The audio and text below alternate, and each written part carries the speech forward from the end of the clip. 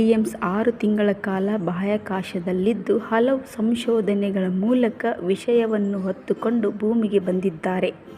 ಆದರೆ ಇವಾಗ ಒಟ್ಟಿಗೆ 6 ಜನ ಮಹಿಳೆಯರ ತಂಡವೊಂದು ಇತಿಹಾಸ ಸೃಷ್ಟಿಸಲು ಬಾಹ್ಯಾಕಾಶ ಯಾನವನ್ನು ಯಶಸ್ವಿಯಾಗಿ ಕೈಗೊಂಡಿದ್ದಾರೆ. ಸುತ್ತು ಜಗತ್ತಿಗೆ ಸ್ವಾಗತ. ನಮಸ್ಕಾರಗಳು ಸ್ನೇಹಿತರೆ.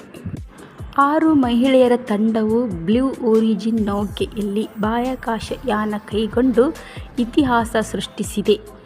ಕ್ಯಾಟಿ ಪೆರ್ರಿ ಸೇರಿದಂತೆ ವಿವಿಧ ಕ್ಷೇತ್ರಗಳ ಸಾಧಕಿಯರು ಈ ಯಾನದಲ್ಲಿ ಭಾಗವಹಿಸಿದ್ದರು. ಮಹಿಳೆಯರೇ ಇದ್ದ ತಂಡವೊಂದು ಹೀಗೆ ಯಾನ ಮಾಡಿದ್ದು ಇತಿಹಾಸದಲ್ಲಿ ಇದೇ ಮೊದಲು.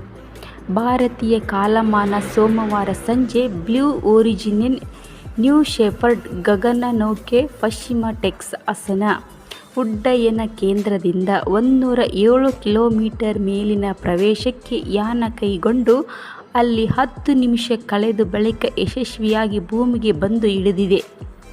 ಈ ಗಗನಯಾನದಲ್ಲಿ ಪಾಪ್ ಗಾಯಕಿ ಕೇಟಿ ಪೆರ್ರಿ, ಜೆಫ್ ಬೆಜೋಸ್, ಪ್ರೇಯಸಿ ಲಾರೆನ್ ಸ್ಯಾಂಚೆಜ್, ಹೋರಾಟಗಾರ್ತಿ ಅಮುಂಡಾ ನ್ಯೂಯಿಗೆನ್, ಪತ್ರಕರ್ತೆ ಗೇಲ್ ಕಿಂಗ್, ನಾಸಾದ ಮಾಜಿ ವಿಜ್ಞಾನಿ ಐಸಾ ಬೋವ್ ಮತ್ತು ಸಿನಿಮಾ ನಿರ್ಮಾಪಕಿ ಕೆರಿಯಾನ್ ಫ್ಲಿನ್ ತಂಡದಲ್ಲಿದ್ದರು.